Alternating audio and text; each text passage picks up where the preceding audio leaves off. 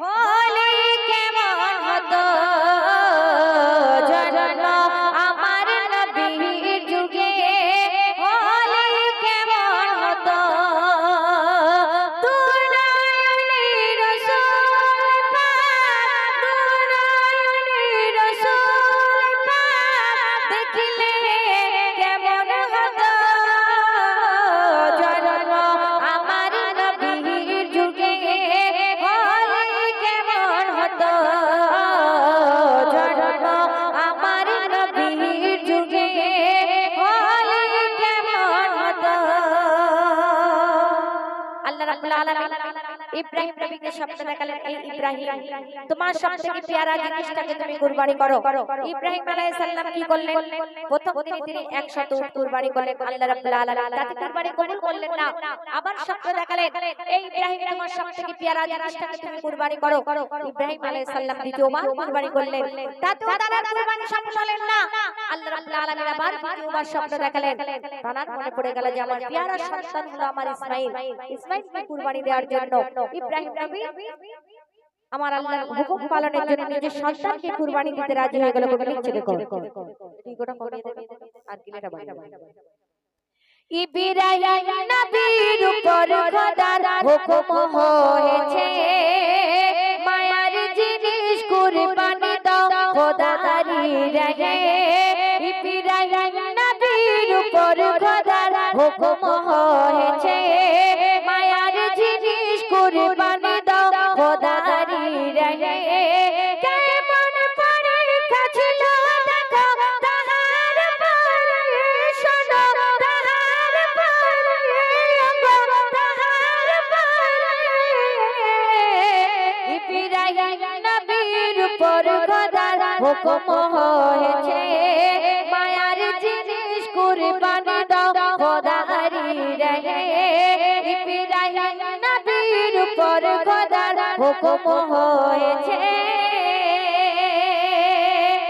আল্লাহ রাব্বুল আলামিন যখন বারবার স্বপ্ন দেখালেন, তার প্যারা সন্তান ইসমাঈল আলাইহিস সালামকে কুরবানি দিতে রাজি হয়ে গেলেন। কবি লিখছে দেখো, খোদার হুকুম করতে পালন নবী ইব্রাহিম, ও গো নবী ইব্রাহিম কুরবানি দিতে শুইয়ে দিল বেটা ইসমাঈল, ও গো বেটা ইসমাঈল।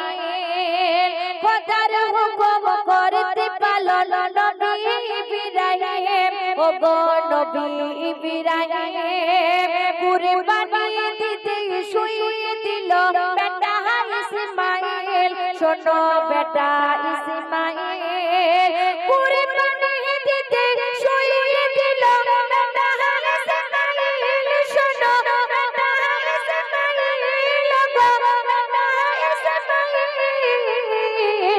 খোদার খুশির তারির হৃদয় দেখো উজাড় করেছে, খোদার খুশির তারির হৃদয় দেখো উজাড় করেছে। ইব্রাহিম নবীর উপর খোদার হুকুম হয়েছে। ইব্রাহিম নবীর একমাত্র সন্তান ছিলেন, তার নাম ইসমাঈল আলাইহিস সালাম।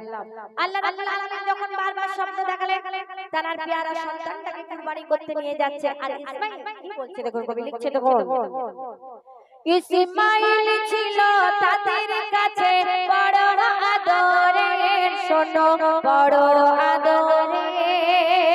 ইব্রাহিম নবীর কাছে প্রভু সেটাই চেয়েছে, ও গো সেটাই চেয়েছে।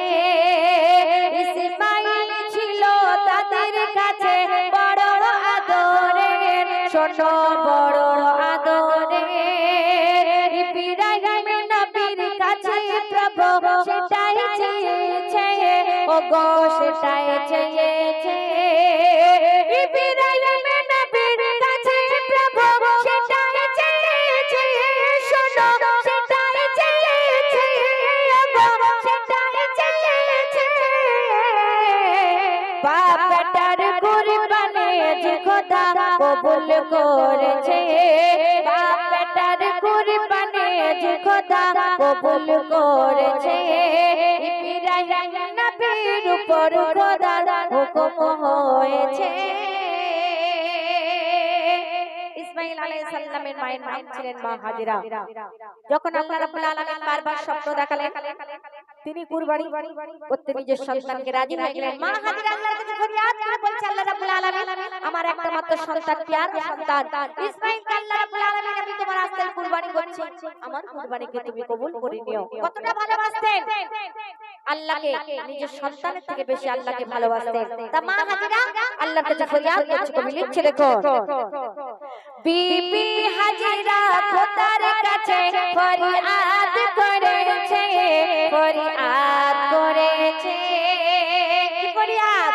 দিলাম কুরবানি ইসমাঈলকে তোমারই তরে, প্রভু তোমারই তরে। বিবি হাজেরা খোদার কাছে ফরিয়াদ করেছে, ফরিয়াদ করেছে, দিলাম কুরবানি ইসমাঈলকে তোমারই তরে, প্রভু তোমারই তরে। দিলাম কুরবানি ইসমাঈলকে তোমারই তরে, প্রভু তোমারই তরে, প্রভু তোমারই তরে। তাই তো তারা খোদার কাছে প্রিয় হয়েছে, তাই তো তারা খোদার কাছে প্রিয় হয়েছে। ইব্রাহিম নবীর উপর খোদার হুকুম হয়েছে। ইব্রাহিম আলাইহিস সালাম নিজের সন্তানকে নিয়ে যাচ্ছে কুরবানি করবে। মাসুম ইসমাঈল আলাইহিস সালাম আব্বা জানকে ফরিয়াদ করে বলছে, আব্বা জান তুমি আমাকে কুরবানি করতে পারবে না। তাই ইব্রাহিম নবী বলেছিল, কেন বাবু? তা বলেছিল, আমি তোমার একটা মাত্র সন্তান ইসমাঈল আলাইহিস সালাম, তুমি যখন কুরবানি করবে তোমার দুই চোখ থেকে ঝরঝর করে পানি পড়বে, তুমি আমাকে কুরবানি করতে পারবে না, তুমি চোখে রুমাল বেঁধে নাও। ইব্রাহিম আলাইহিস সালাম ইসমাঈলের কথা শুনে চোখে রুমাল বেঁধে নিলেন এবং মাসুম সন্তানকে জমিনে ফেলে যখন আল্লাহু আকবার বলে গলায় ছুরি চালাতে গেলেন, আল্লাহ রাব্বুল আলামিন কেমন ভাবে একটা ধোঁকা শুনিয়ে দিলেন, কবি লিখছে দেখো, ইব্রাহিম নবী চালাই ছুরি ইসমাঈলের গলায়, শিশু ইসমাঈলের গলায়, জান্নাতি পশু কুরবানি হলো ইসমাঈল কুরবানি নাই হয়, ইসমাঈল কুরবানি নাই হয়, জান্নাতি পশু কুরবানি হলো ইসমাঈল কুরবানি নাই হয়, শোনো কুরবানি নাই হয়, গো কুরবানি নাই হয়। এমন দৃশ্য দেখে নবী ইব্রাহিম অবাক হয়ে যায়, ইব্রাহিম নবীর উপর খোদার হুকুম হয়েছে।